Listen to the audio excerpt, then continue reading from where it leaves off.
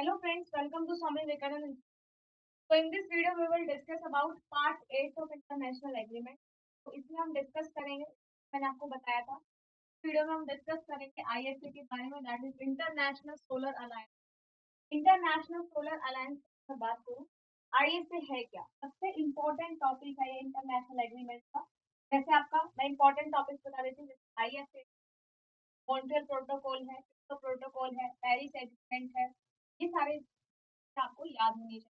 Stockholm declaration है, इंडर 20, Rio declaration, अर्थ summit जो है, वो सारी चीजें यहाँ पर लर्न होनी चाहिए। साथ साथ मिशन के बारे में भी क्लियर होना चाहिए। तो भी हमने 8 मिशन पढ़े हैं, 8 मिशन के अलावा जो 2 मिशन पढ़े हैं वो। आइए अब हम डिस्कस करते हैं बारे में। आईएसए है, आईएसए है that is International Solar Alliance. International Solar Alliance एक इंडियन इनिशिएटिव है जो कि लॉन्च किया गया था by the prime minister of India and the prime president of the France. France के president and prime minister launch किया गया था 30 नवंबर 2015 को ये लॉन्च किया गया था। याद रखना, आईएसए को लॉन्च कब किया गया था? 2015 में, 30th ऑफ नवंबर को 2015 में लॉन्च किया गया था पेरिस में। ठीक है, और यहाँ पे कौन सी हुई थी? COP 21 हुई, that is conference of party 21, जहां पर इन्होंने डिस्कस किया था कि 121 सोलर रिसोर्स रिच कंट्रीज, ऐसी कुछ 121 सोलर रिच कंट्रीज हैं जो कि कहाँ पे लाई करके between the Tropic of Cancer and the Tropic of Capricorn, Tropic of Cancer and Tropic of Capricorn के बीच जो यहाँ पर कंट्रीज लाई करते 120 बारे में यहाँ पर डिस्कस किया था।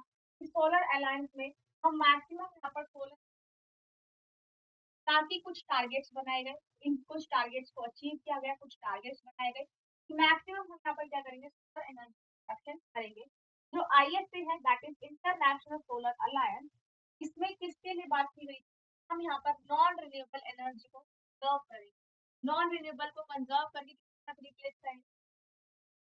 जो भी नॉन रिन्यूएबल एनर्जी उसको भी हम कंजर्व करेंगे, रिन्यूएबल एनर्जी को भी कंजर्व, ताकि यहाँ पर हमारे लिए present as well as future में जो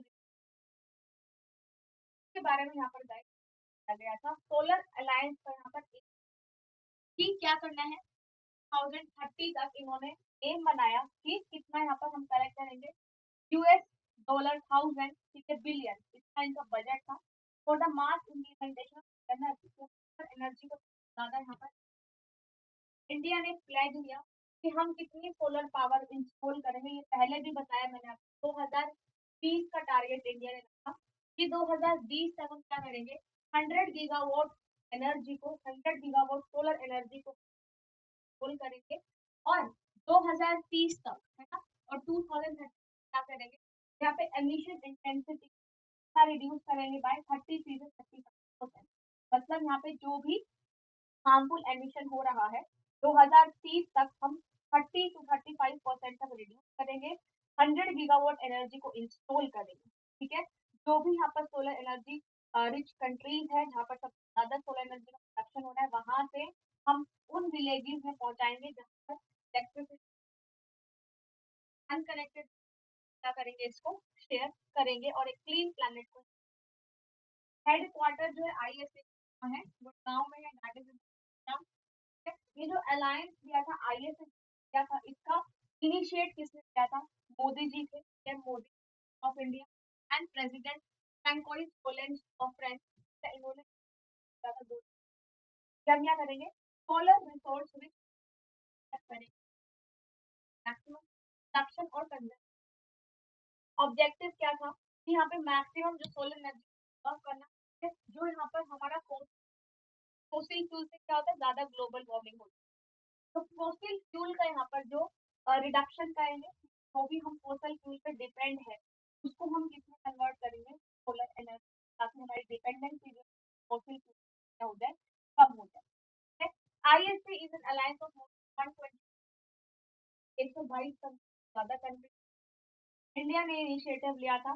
और जो मोदी जी थे उन्होंने क्या बोला कि इन कंट्रीज को हम क्या बोलेंगे, सोलर रिच सनराइज, जानते हैं, जो कि कहाँ पर लाई करते हैं, between the Tropic of Cancer and Tropic of Capricorn. Modi initiated a speech, Modi ji ने एक स्पीच बोली थी नवंबर 2015 में एक वेम्बले स्टेडियम में। उन्होंने बोला ऐसी कंट्रीज को जो सनराइज कंट्रीज है उनको जानेंगे, या फिर सूर्य पुत्र के नाम से जानेंगे, सूर्य दैट इज सन। यहाँ पर उन्होंने क्या नाम दिया ऐसी सोलर रिच कंट्रीज को? सूर्य पुत्र। गवर्नमेंट ने यहाँ पर 5 एकड़ ऑफ लैंड जो है वो आईएसए को अलॉट की थी, ताकि हम क्या कर सके, मैक्सिमम प्रोडक्शन कर सकते हैं वाटर में आईएसए। वहाँ पर national institute of solar energy को एस्टेब्लिश किया गया था, ठीक है। इसमें से कितना बजट आया था, कितना इनका 160 करोड़ रुपए जो है वो लगा था फंडिंग के लिए, इंफ्रास्ट्रक्चर के लिए, बिल्डिंग के लिए, और जो डे टू डे मीटिंग्स होती थी, ठीक है, उसके लिए। तो आईएसए का मेन यहाँ पे मोटो क्या था कि मैक्सिमम कंजर्व करना। इंडिया ने प्लेज लिया था पेरिस समिट के लिए भी कि हम क्या करेंगे, मैक्सिमम यहाँ पे it plans to Paris summit offer to bring 40% of its electricity generation capacity और production 2030 तक हम टारगेट को कर लेंगे। फोसिल फ्यूल का यहाँ पर मिनिमाइज करेंगे, हम ज्यादा यूज नहीं करेंगे, ज्यादा क्या करेंगे यहाँ पर हम नॉन फोसिल।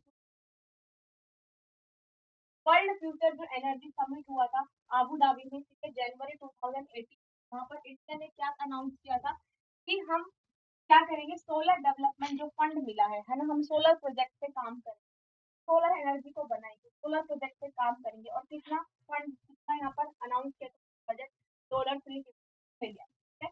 तो ये एक आईएसएस जो था, ये intergovernmental organization city based था। सिटी मतलब यहाँ पे दो पार्टीज आके क्या करते हैं, साइन करते हैं कि को अपनाती है, और एक पर्टिकुलर एक मुद्दे पे आके आती है। उन्होंने क्या डिसाइड किया, क्या ऑब्जेक्टिव थे कि हम यहाँ पर क्या करेंगे, एक कंट्री को शेप करेंगे, मैसेज करेंगे। ये एग्रीमेंट के बाद क्या था, एटलीस्ट 3 कंट्रीज रेटिफाई किया था। और जो आईएसए के मेंबर्स थे, है ना, ये क्या है, उन्होंने डिमांड की कि हम सोलर फाइनेंस, सोलर टेक्नोलॉजी, नई नई इनोवेशन का यूज करेंगे, रिसर्च डेवलपमेंट करेंगे, और यहाँ पे एक क्या करेंगे, रिन्यूएबल एनर्जी को कंजर्व करेंगे। आईएसए का एम क्या था कि हमें cost efficient solar technology develop करना, जो भी सोलर टेक्नोलॉजी है उसके कोस्ट एफिशिएंट सोलर टेक्नोलॉजी को यहाँ पर डेवलप करेंगे। ये भी एक्सपेक्ट किया गया जो सोलर एनर्जी फंडिंग की है वो कितनी होगी बाय 2030, डॉलर 1। सेकेंड असेंबली जो हुई थी आईएसए, है ना, ये कहाँ पे होस्ट हुई थी, ये हुई की गई थी by the Ministry of new and renewable Energy. ये ministry of new and renewable energy department ने सोलर अलायंस को होस्ट किया था 30 से 31 अक्टूबर 2019 में। ये सेकेंड असेंबली हुई थी आईएसए। इस असेंबली में क्या था कि आईएसए को लेना है डिसीजन कि हम नई नई यूज करके कैसे हम यहाँ सोलर सोलर एनर्जी को कंजर्व कर सकते हैं। इंडिया जो है, India, represented by the Minister of New and Renewable Energy and Power, is the President, and France is the co-president of the ISA Assembly. ये सारे ISA के टारगेट्स थे। अब तक 81 कंट्रीज ना, 121 में से 81 कंट्रीज है, उन्होंने क्या करा है, इस एग्रीमेंट साइन किया है आईएसए के एग्रीमेंट को, और 58 कंट्रीज ने इसको क्या करा है, रेटिफाई। क्योंकि यहाँ पर जो अगर हम एनडीसी करेंगे, एक इंडिविजुअल कॉन्ट्रीब्यूशन रहेगा, हम सोलर एनर्जी क्या कर सकते हैं, यहाँ पर हम कर सकते हैं। फर्स्ट असेंबली जो हुई थी आईएसए की, ये क्या था कि हम किस तरीके से यहाँ पर सोलर एनर्जी को कंजर्व कर सकते हैं। तो फर्स्ट असेंबली जो हुई थी 3 अक्टूबर 19 यहाँ पे प्रोग्राम्स ताकि हम लोगों को क्या कर सके, अवेयर कर सके। प्रोग्राम चलाए गए जैसे प्रोग्राम का डेवलपमेंट हुई, किस इन्फो की, ये सारी चीजें जो है लॉन्च की बाय द गवर्नमेंट, ताकि लोग जो है वो यहाँ पर अवेयर हो सके। दूसरा, स्टार की जो टेक्नोलॉजी है, ये एक यहाँ पर चलाई गई। स्टार की एक सोलर टेक्नोलॉजी एक एप्लीकेशन को सेटअप प्रोजेक्ट इन्फोपीडिया का एक ऐसा ऑनलाइन प्लेटफॉर्म जहाँ पर हमें पता लग सकता है कि हम किस तरीके से कर सकते हैं, कंजर्व कर सकते हैं, कौन कौन सा मेथड और कौन कौन सी टेक्नोलॉजीज और कौन कौन से नई नई आइडिया। ISA ने sent country mission to 8 countries over the course of 2019 in order to an issue, या फिर आईएसए ने सारे इश्यूज को एड्रेस किया और उसी को सब सुधारने में लगे, काम करने में सब कर सकते हैं, ठीक है। इंडिया ने डोनेशन किया $60 का। Government of India $7 million to ISA for creating corpus building infrastructure for weaker और 5 years। ये सारा बजट था कि सोलर एनर्जी कैसे कैसे यहाँ कब से बननी स्टार्ट हुई, कितना इन्होंने बजट प्रपोज किया, कौन से ईयर तक इन्होंने वो अचीव किया। ठीक है, इंडिया जो है टॉप 5 कंट्रीज है in terms of solar energy. ठीक है, टॉप 5 कंट्रीज में आती है इंडिया। अगर हम सोलर एनर्जी की बात करें कि सोलर एनर्जी का इंडिया का रोल क्या है इन ISA, इंडिया का रोल क्या है। इंडिया ने इनिशिएट लिया था इस साइंस का, है ना, क्योंकि सेकंड बात की गई 2019 में, यहाँ पर 81 कंट्रीज ने पार्टिसिपेट किया था एंड सेकंड न्यू सिग्नेटरीज थी। ठीक है, इंडिया ने यहाँ पर फुल सपोर्ट दिखाया अलायंस के। 5 एकड़ जमीन यहाँ पर मिली, मॉन्ट्रियल सपोर्ट मिला 160 करोड़ जो है रुपीज, ताकि हम क्या कर सकते हैं मैक्सिमम यहाँ पे कर सकते। बीच में नरेंद्र मोदी जी इंडिया कितना प्रोड्यूस इलेक्ट्रिसिटी 175 गीगावाट इलेक्ट्रिसिटी का प्रोडक्शन कहाँ से होगा, रिन्यूएबल रिसोर्सेज से, और 2022 तक हम कर लेंगे। और 100 गीगावाट जो होगा वो कहाँ से होगा, that is from the solar energy. 175 gigawatt electricity renewable resources से हम प्रोड्यूस करेंगे, और सोलर एनर्जी कितना प्रोड्यूस गीगावाट। यहाँ पर उन्होंने 29 करोड़ लेड LED बल्ब की 3 इयर्स में डिस्ट्रीब्यूट करें। ठीक है, ताकि यहाँ पर जो है इलेक्ट्रिसिटी में प्रॉब्लम ना। ये सारे ISA ने कुछ इनिशिएटिव लिए थे। ठीक है, यहाँ पर सबसे पहले अलायंस ने पार्टनर किया था वर्ल्ड बैंक के साथ, एक ग्लोबल एटलस सोलर एटलस को लॉन्च किया था, जो कि यहाँ पर जिसके बारे में वर्ल्ड समिट का भी लागू है। ग्लोबल सोलर एटलस है क्या, एक फ्री ऑनलाइन टूल जिसमें आता है कि यहाँ पर average solar power potential power जो आप जनरेट करो उसकी पोटेंशियल यहाँ पर कितना है, आप किसी लोकेशन में देख सकते हैं सोलर पावर जनरेशन कितना हो रहा है। एटलस जो प्लेटफॉर्म बना था उसको यही ऑनलाइन होगा, इस तरीके से हमारा सोलर एनर्जी प्रोडक्शन हो रहा है, वो कितना हो रहा है लोकेशन के हिसाब से वो सारा ग्लोबल सोलर एटलस दिखा देता है। ये सारे जो है कुछ इन्वायरमेंट रिलेटेड लॉज आए, ये भी आपको लर्न करना है। इन्वायरमेंट ISA पूरा खत्म हो गया, अब यहाँ पे कुछ नेशनल इन्वायरमेंट अथॉरिटीज आएगी। सबसे पहला गाइस नेशनल बायोडाइवर्सिटी का हेडक्वार्टर का है। ये इसके ऑब्जेक्टिव्स क्या है कि हमें बायोडाइवर्सिटी को कंजर्व करना है, कंजर्वेशन करना है, सस्टेनेबल तरीके से है, और फेयर और इक्विटेबल शेयरिंग करनी है, फेयर तरीके से इक्वल डिस्ट्रीब्यूशन जो है वो रिसोर्सेज का यहाँ पर होना चाहिए। ठीक है, नेक्स्ट यहाँ पर national Ganga river basin headquarter next. ठीक है, इसमें इन्होंने क्या प्लान बनाया था कि इनके ऑब्जेक्टिव क्या थे, जो ड्रेनेज सिस्टम है उसको हमें कंट्रोल करना है, उसको अच्छे तरीके से प्रोटेक्ट करना है ताकि यहाँ पर वाटर पोल्यूशन ना हो। ग्रीन नेशनल ग्रीन ट्राइब्यूनल जो कि 2010 में आया था, न्यू दिल्ली में है इसका हेडक्वार्टर। के ऑब्जेक्टिव क्या थे, एनवायरमेंट को प्रोटेक्ट करना, फॉरेस्ट को कंजर्व करना, और किस तरीके से हम एनवायरमेंट में यूज कर सकते हैं, कौन सी टेक्नोलॉजीज को हम यूज कर सकते हैं, और एक ग्रीन इंडिया बना। एक ऑर्गेनाइजेशन है R20, that is region of climate action, जिसका हेडक्वार्टर स्विट्जरलैंड में है। इसके ऑब्जेक्टिव क्या है यहाँ पर, अगेन जो क्लाइमेट चेंज हो रहा है ना, जिसकी क्लाइमेट चेंज ग्लोबल वार्मिंग या हार्मफुल ग्रीन हाउस गैसेस का एमिशन में रोकना है, लो कार्बन को इंप्लीमेंट करना है। ठीक है, जो भी रिन्यूएबल एनर्जी हम बना रहे हैं उसको अच्छे तरीके से कंजर्व करके रखना है, और ग्रीन बिल्डिंग्स ग्रीन इकोसिस्टम बनाना है ऑब्जेक्टिव। फिर है IUCN, that is international conservation headquarter है, ये भी एंड में है। इसके ऑब्जेक्टिव क्या थे गाइस, कि बायोडाइवर्सिटी को प्रोटेक्ट करना, जो भी स्पीशीज है ना, स्पीशीज को हमें प्रोटेक्ट करना है, जो भी एंडेंजर्ड है कैटेगरी में, रेड लिस्ट कैटेगरी करके रखना है। ओवरऑल नेचर कंजर्वेशन करना है, और नेचुरल रिसोर्स को इक्वल फेयर डिस्ट्रीब्यूशन करना है, ताकि रिसोर्सेज आने वाले टाइम में फ्यूचर में कमी ना आए। नेक्स्ट यहाँ पे ऑर्गेनाइजेशन है, that is world wild life fund, अभी स्विट्जरलैंड में हेडक्वार्टर। अगेन नेचर कंजर्वेशन की बात की गई थी, और बायोडाइवर्सिटी की बायोडाइवर्सिटी करना। United Nation environment programme Nairobi में हेडक्वार्टर है, ये भी इन्वायरमेंटल एक्टिविटी कोऑर्डिनेट करता है। ठीक है, एनवायरमेंट जो भी पॉलिसीज है, प्रैक्टिसेस है, उनको ये सारा इम्प्लीमेंट करता है। सारे ऑब्जेक्टिव, सारे किससे रिलेटेड ऑब्जेक्टिव थे? ह्यूमन इन्वायरमेंट से, इन्वायरमेंट को प्रिजर्व करके रखना।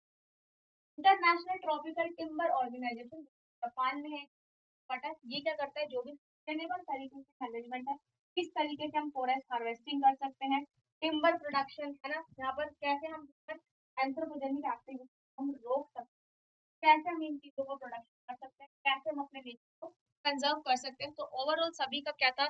सेम ऑब्जेक्टिव था। International panel on climate change, that is IPC का हेडक्वार्टर में पड़ा था, जिसका में है। क्लाइमेट चेंज जिसकी वजह से भी हो रहा है, उसको हमें क्या करना है? उसको हमें इंटरनेशनल एजेंसी 2009 में बनी थी। तो मैक्रो सिटी के इसके ऑब्जेक्टिव क्या थे कि हमें सस्टेनेबल तरीके से global energy, global environment facility 99 जो ये बनी थी, हेडक्वार्टर का है वाशिंगटन में, और ये को देखता है, इसमें जितने भी ग्लोबल इन्वायरमेंट इशू है, ठीक है, वो सारी चीजों पर फोकस करता है। ग्लोबल इशूज द्वारा इन्वायरमेंट को क्या करना है? हमें प्रोटेक्ट करना है। Last is better, that is for ethical treatment animals. यहाँ पर वर्जीनिया नॉर्फॉक में हेडक्वार्टर है। इसका ऑब्जेक्टिव क्या थे कि जो हम एनिमल्स को किल करते हैं, एनिमल्स किलिंग ज्यादा नहीं करनी है, इतना हमें एनिमल्स की तरफ इतना क्रूल नहीं शो करना है। तो हमें क्रूल किलिंग किसी प्रोडेंट्स है, बर्ड्स है, एनिमल्स है, हम इनको कैसे प्रोटेक्ट कर सकते हैं, इसके बारे में ये सारे ऑब्जेक्टिव थे कि हम किस तरीके से यहाँ पे कर सकते हैं। ठीक है, नेक्स्ट यहाँ पे इन्वायरमेंटल प्रोटेक्शन लॉज। आप सभी को पता है इन्वायरमेंट प्रोटेक्शन लॉज क्या है, कि हम किस तरीके से इन्वायरमेंट को प्रोटेक्ट कर, किस तरीके से हम अपने इन्वायरमेंट को सिक्योर कर सकते हैं। हर एक सिटीजन की ड्यूटी है, हमें अपने इन्वायरमेंट को प्रोटेक्ट करना है, इम्प्रूव करना इन्वायरमेंट को, चाहे फॉरेस्ट हो, लेक हो, रिवर हो, या फिर वाइल्ड लाइफ हो।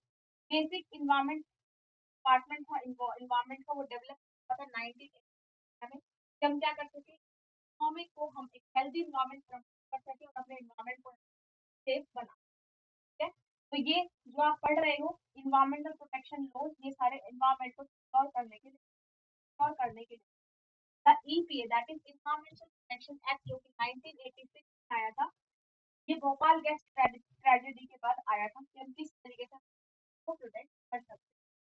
राइट, हमारे आईएसए के बारे में, और कुछ यहाँ पर जो भी मैंने ऑर्गेनाइजेशन बताई है, आपको उसका ईयर ऑफ लॉन्च याद करने, कब आए थे, और ऑब्जेक्टिव आपको याद चाहिए। मिलते हैं स्टूडेंट्स आपसे नेक्स्ट वीडियो, आगे हम लॉज के बारे में बात करें। Thank you so much, bye and take